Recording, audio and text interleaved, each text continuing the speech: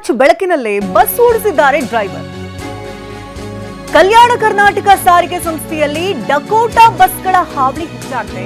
Torch ಹಾಕಿದ್ದಾರೆ conductor, ನಂತರ bus driver ಓಡಿಸಿದ್ದಾರೆ.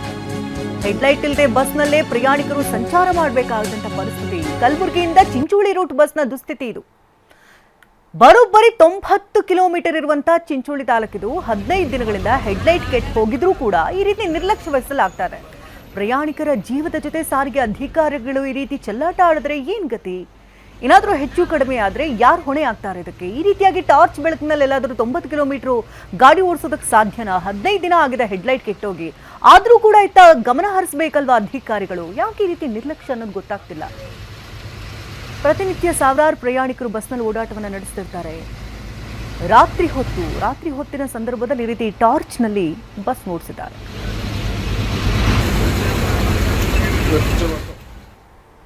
Mobile torch ಬೆಳಕಿನಲ್ಲೇ ಬಸ್ ಓಡಿಸಿದ್ದಾರೆ ಡ್ರೈವರ್.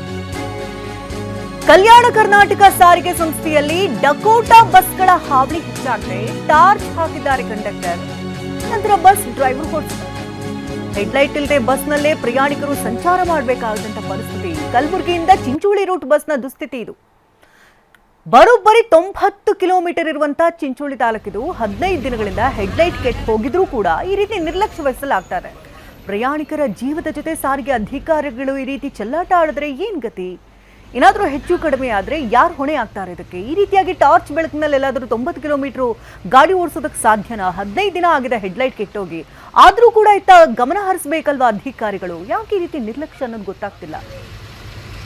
ಪ್ರತಿನಿತ್ಯ ಸಾವಿರಾರು ಪ್ರಯಾಣಿಕರು ಬಸ್ನಲ್ಲಿ ಓಡಾಟವನ್ನು ನಡೆಸ್ತಿರ್ತಾರೆ. ರಾತ್ರಿ ಹೊತ್ತಿನ ಸಂದರ್ಭದಲ್ಲಿ ಈ ರೀತಿ ಟಾರ್ಚ್ನಲ್ಲಿ ಬಸ್ ಓಡಿಸಿದ್ದಾರೆ.